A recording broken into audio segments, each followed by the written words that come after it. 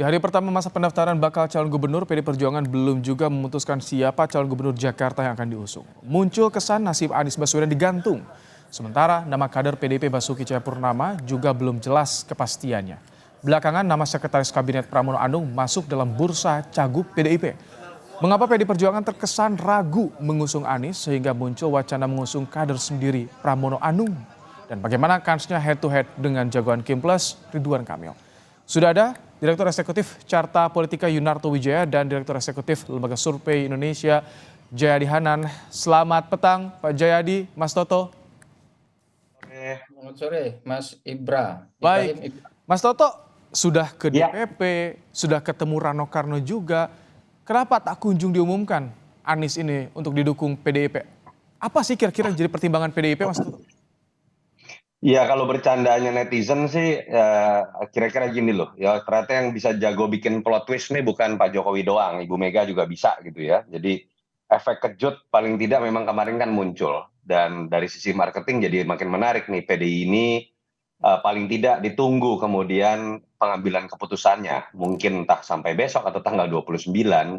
Tapi kalau ditanya apakah ini mengejutkan, tetap mengejutkan. Kalau betul ini menuju ke Mas Pram ya, karena kalau hanya berbicara mengenai logika elektoral, saya pikir ya jelas bahwa dua nama yang harusnya diperbincangkan atau kemudian dispekulasikan akan dimajukan PDI Perjuangan sebenarnya hanya Anies atau Ahok.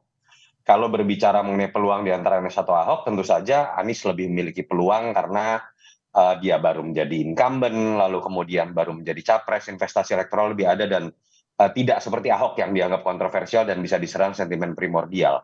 Sementara kalau berbicara dari si konsolidasi, paling ideal adalah memilih Ahok. Nah yang menarik kan kemudian yang muncul dan bahkan sudah dikeluarkan namanya oleh Polidondo Kambe yang kita tahu sangat dekat dengan ibu dan kemarin dikatakan ada di DPP, artinya dia mendengar langsung percakapan antara Ibu Mega dan para pengambil keputusan. Yang akan maju adalah Pramono Anung. Tentu saja logika yang kita bisa lihat bukan logika survei. Logika survei Mas Pram jauh di bawah yang lain. Tingkat pengenalannya pun masih jauh di bawah yang lain. Mungkin yang lebih banyak mengenal Mas Pram orang-orang yang mengikuti berita politik karena Mas Pram ini orang panggung belakang ya, ahli Oh, strategi lah orang mengatakan seperti itu. Tapi kalau ditanya terus kemudian kenapa kemudian namanya mengarah ke Pramono Anung, saya melihat bukan hanya logika elektoral, jadi menarik kalau mau berspekulasi, nama ini itu mungkin bisa dianggap sebagai jembatan yang tidak bersifat konfliktual. Entah dalam konteks melihat hubungan Ibu Mega dengan Jokowi, atau dalam konteks lebih luas melihat hubungan PDI Perjuangan dengan Kim Plus terutama dengan Pak Prabowo. Karena kalau kita lihat Mas Pram ini sosok yang bisa tetap dekat dengan Pak Jokowi, tidak mengundurkan diri juga, tetap bekerja keseharian sebagai setcap, juga dengan Prabowo. Dan kalau kita ingat minimal sampai sekarang sebetulnya Ibu Mega tidak pernah mengatakan bahwa hubungan atau pintu oke. tertutup dengan Jadi Pak apakah Prabowo nanti mungkin bisa dilihat dari situ. plot twistnya itu apakah betul yang diusungnya jadinya Pramono Anung dan ini artinya menutup kemungkinan Anies diusung oleh PDIP di Pilgub Jakarta. Tapi nanti kita akan bahas usai jeda. Mas Toto, Pak Jayadi tetap bersama kami di Kompas Petang. Anda masih di Kompas Petang, masih bicara soal kans Anies didukung oleh PDIP di Pilgub Jakarta. Masih bersama kita sore ini Direktur Eksekutif LSI Jadinan dan juga Direktur Eksekutif Carta Politika Yunarto Wijaya. Pak Jayadi, kalau saat ini muncul nama Pramono Anung, artinya ini bisa tertutup kemungkinan peluang Anies didukung PDIP. Seberapa jauh sih jurang yang memisahkan PDIP dengan Anies ini, Pak Jayadi? Kan ada tiga minimal ya nih yang menurut saya itu pasti atau harus dihitung oleh PDI Perjuangan. Satu, faktor elektoral. Kalau faktor elektoral lebih mudah ngitungnya kan. Tadi Mas Toto sudah juga menyebutkan. Yang kedua, faktor ideologis. Itu dengan mudah disimbolisasi oleh kata-kata Bu Mega, mau nurut nggak gitu kan. Nah, faktor ideologis itu juga kan sebetulnya tidak sulit untuk dijembatani meskipun agak panjang kan, bisa itu. Misalnya diturunkan menjadi kebijakan apa yang bakal dilakukan oleh Anies kalau jadi gubernur, kemudian keberpihakannya pada Wong Cilik, lalu apa itu pluralisme itu kan bisa. Nah, yang paling sulit adalah faktor ketiga, faktor-faktor politis atau politik. Baik politik di internal PDI Perjuangan maupun faktor-faktor politik yang tadi sudah disinggung oleh Mas Toto. Jadi itu semua kan berjalin berkelindan. Faktor politik itu kalau di internal kan kita tahu seberapa harus dihitung seberapa resisten para elit maupun akar rumput PDI Perjuangan gitu terhadap Anies. Sisa-sisa 2017 masih membekas maksud Anda? Masih kalau Anda dengar komentar-komentar Ahok kan masih tuh. Kalau kita kemarin atau 2 hari yang lalu, kemarin ya, itu kan Kemarin. waktu pagi-pagi masih ada sekelompok yang menamakan dirinya semacam Ahokers gitu, berdemonstrasi tetap menginginkan Ahok gitu. Demikian juga komentar-komentar Ahok. Jadi Termasuk tadi masih ya. Ganjar juga inginnya kader sendiri ya?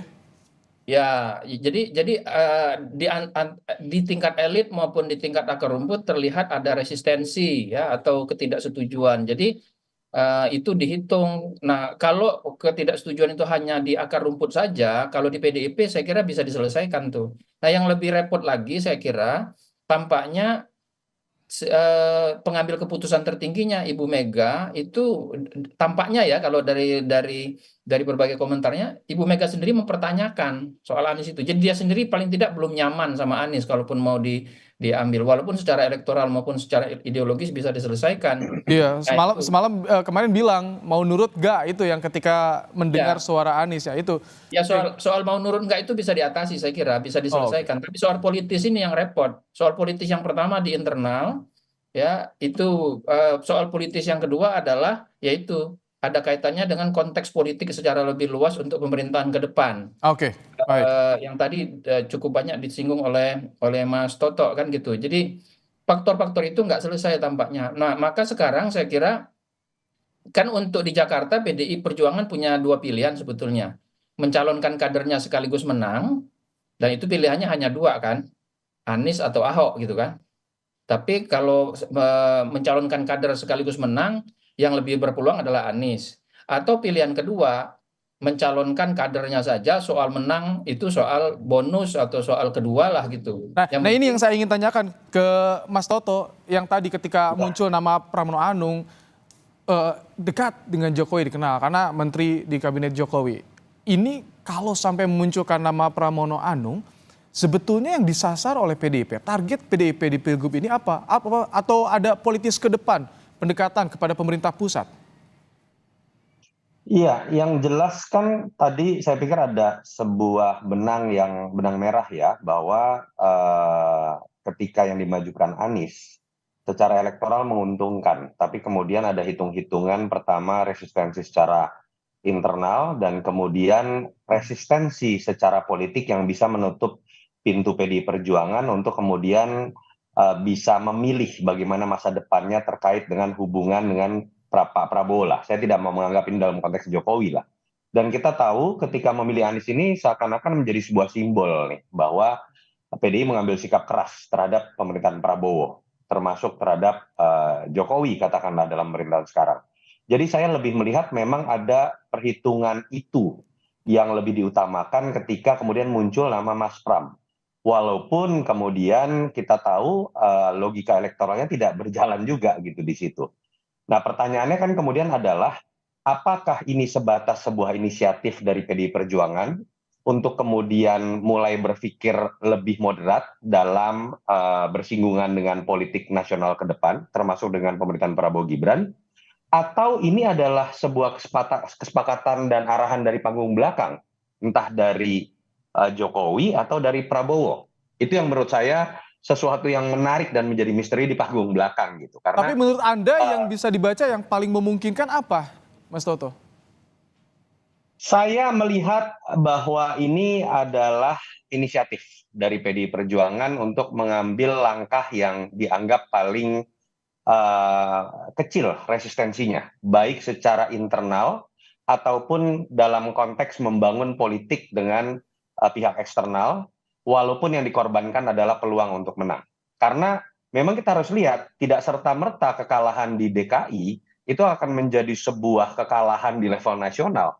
Kan masih ada 544 daerah lain. Iya. Walaupun gaung DKI ini kan seakan-akan menjadi simbol dari kemenangan PDI. Kan kira-kira akhirnya mungkin ada sebuah kesadaran ya, pelampiasan kekesalan terhadap Jokowi itu jangan sampai dimanfaatkan oleh kelompok lain yang kemudian ketika menang, yang menang itu adalah kelompok lain, tapi kemudian malah menimbulkan sebuah kekalahan positioning politik buat PDI Perjuangan dan resiko politik buat PDI Perjuangan dalam melakukan komunikasi politik ke depan di level nasional. Itu yang saya lihat sepertinya disadari pada Artinya hari-hari ketika terakhir. Anies menang didukung oleh PDIP itu tidak menguntungkan bagi PDIP?